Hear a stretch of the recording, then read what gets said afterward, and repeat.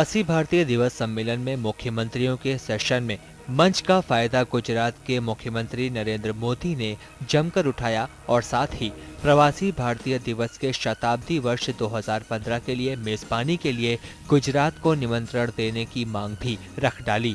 मोदी ने कहा कि गुजरात में इतना दूध होता है कि दिल्ली का शायद ही कोई नेता हो जो गुजरात का दूध पिए बिना बड़ा हुआ होगा। मोदी ने ऊर्जा के क्षेत्र पर भी बात करते हुए इसे अपने सूर्य के 7 घोड़ों से जोड़ा।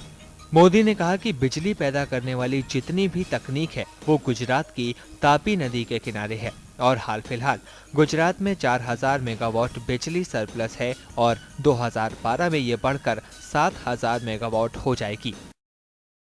यूरोप में ये हमारे मित्तल जी अगर भिंडी की सब्जी खाते होंगे, मैं विश्वास से कहता हूं लंदन में भिंडी मेरे गुजरात की होगी। दिल्ली में हमने जो काम किया है, मिरेकल किया है, इस एक दशक में 60% बढ़ोतरी हुई है मेरे मिल्क प्रोडक्शन में। और आज दिल्ली का कोई नेता गुजरात का दूध पिए बिना बड़ा नहीं हो सकता। आप घोड़े सूर्य को, रथ को, ऊर्जा के रथ को चलाते हैं, ऐसे माइथोलॉजी में कहते हैं। मित्र, मेरे यहां तापी का किनारा है, वहां 30 किलोमीटर की रेंज में उन 7 घोड़ों पर सवार ऊर्जा है। मोदी ने गुजरात के विकास पर उद्बोधन देते हुए कहा कि वहां के सभी 18,000 गांव ब्रॉडबैंड कनेक्टिविटी से जुड़े हैं। टाटा की नैनो कार का हवाला देते हुए मोदी ने कहा कि अकेले गुजरात में 5 मिलियन कारें बनेगी। साथ ही गुड गवर्नेंस की बात करते हुए मोदी ने बताया कि अब गुजरात सरकार इसके लिए सैटेलाइट का उपयोग करेगा। मोदी ने कहा कि गुजरात ही वो प्रदेश है जहां फॉरेंसिक साइंस की यूनिवर्सिटी है और आने वाले सालों में गुजरात टीचर्स एक्सपोर्ट करेगा। मोदी ने कहा कि पूरे विश्व में मंदिर तो बना दिए गए पर उनकी सेवा करने वाला कोई नहीं है, लेकिन गुजरात में Indian institute of temple management की स्थापना करके उन्होंने 60 देशों में पंडितों का एक्सपोर्ट किया है। कि वो हिंदुस्तान के 3000 गांवों में ब्रॉडबैंड कनेक्टिविटी का पायलट प्रोजेक्ट करेंगे। पूरे हिंदुस्तान के 6 लाख गांव है। भारत सरकार ने बजट में कहा था लास्ट मार्च में कि 3000 गांवों में ब्रॉडबैंड कनेक्टिविटी का पायलट प्रोजेक्ट करेंगे। आप सबको जानकर के आनंद होगा, 2009 से गुजरात के सभी 18,000 विलेजेस में ब्रॉडबैंड कनेक्टिविटी है। तो 2001-2 में हमने यात्रा शुरू की थी जब 2000 मेगावाट हमारा शॉर्टफॉल था। आज मित्रों राजस्थान के पास 8-8.5 हजार मेगावाट बिजली है। राजस्थान के पास, गुजरात के पास 4000 मेगावाट सरप्लस है। सरकार 2012 के अंत में करीब हम 7000 मेगावाट सरप्लस हो जाएंगे, यानी 5-7 राज्यों की टोटल एनर्जी होगी, उससे ज्यादा एनर्जी सरप्लस हमारे अकेले राज्य में होगी। गहलोत ने एक बार फिर प्रवासियों की भावी पीढ़ी को उसकी मिट्टी से जोड़ने पर जोर दिया और कहा कि जब तक वो यहाँ आते जाते नहीं रहेंगे उनका यहाँ से जुड़ाव मजबूत नहीं होगा। गहलोत ने कहा कि निवेश से ज्यादा जरूरी है कि प्रवासी हमसे जुड़ें। वो यहाँ आएंगे और विकास देखेंगे तो अपने आप निवेश करेंगे।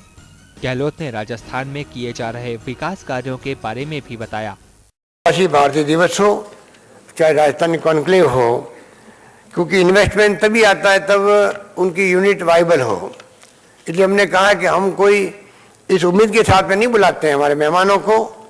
मेहमान को बुलाने के मायने ये हैं, चाहे आप प्रवासी भारतीय दिवस के रूप में पधार रहे हों, चाहे हम लोग राजस्थानी कॉन्क्लेव हमने किया हो, इसी बहाने आपका जो रिश्ता है, आपका जो बॉन्ड है देश के साथ में, प्रदेश के साथ में, वो मजबूत बने।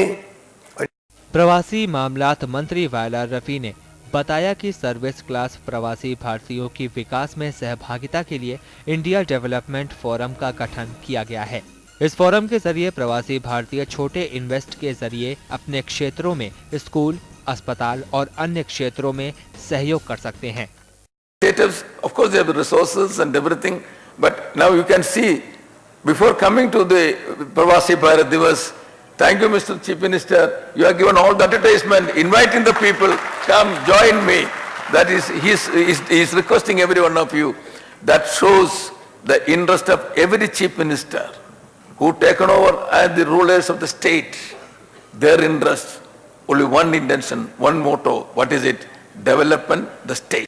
झारखंड के मुख्यमंत्री अर्जुन मुंडा ने वनों की भरमार वाले अपने प्रदेश झारखंड में हो रहे विकास कार्यों की चर्चा करते हुए बताया कि गत दशक में 9.8% की दर से विकास हुआ है।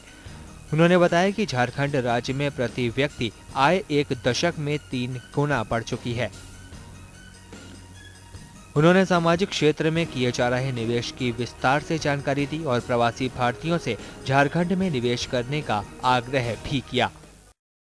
देश के कोयला आधारित ऊर्जा उत्पादन इकाइयों के उत्पादन में जहां प्रमुख स्रोत है, MECON, CMPDI, BIT Mishra, NIFT, भारतीय प्रबंधन संस्थान, केंद्रीय विश्वविद्यालय, national law university, XLRI Jamshedpur जैसे कई अकादमिक विज्ञान एवं प्रौद्योगिकी प्रबंधन एवं कंसल्टेंसी सेवाओं से संबंधित प्रमुख एवं विशिष्ट स्थान झारखंड में अवस्थित है। 10वें प्रवासी भारतीय दिवस सम्मेलन के आखिरी दिन मुख्यमंत्रियों के सेशन प्रवासियों के लिए महत्वपूर्ण रहा। केरल के मुख्यमंत्री अमित चंडी, झारखंड के मुख्यमंत्री अर्जुन मुंडा और राजस्थान के मुख्यमंत्री अशोक गहलोत के साथ गुजरात के मुख्यमंत्री नरेंद्र मोदी ने प्रवासी भारतीयों को अपने राज्य की स्थिति और विकास के साथ संभावनाओं से अवगत कराया। परंतु प्रवासी मामलात मंत्री वायलाल रवि प्रवासियों की उम्मीद पर खरे नहीं उतर सके। ज्यादातर समय वो चिल्लाते हुए नजर आए। प्रवासियों से निवेश की उम्मीद लगाए बैठी केंद्र सरकार को वायलाल रवि के व्यवहार से कितना नुकसान होगा, ये तो आने वाला वक्त ही बताएगा। TV 99 के लिए दुर्गेश N भटनागर की रिपोर्ट।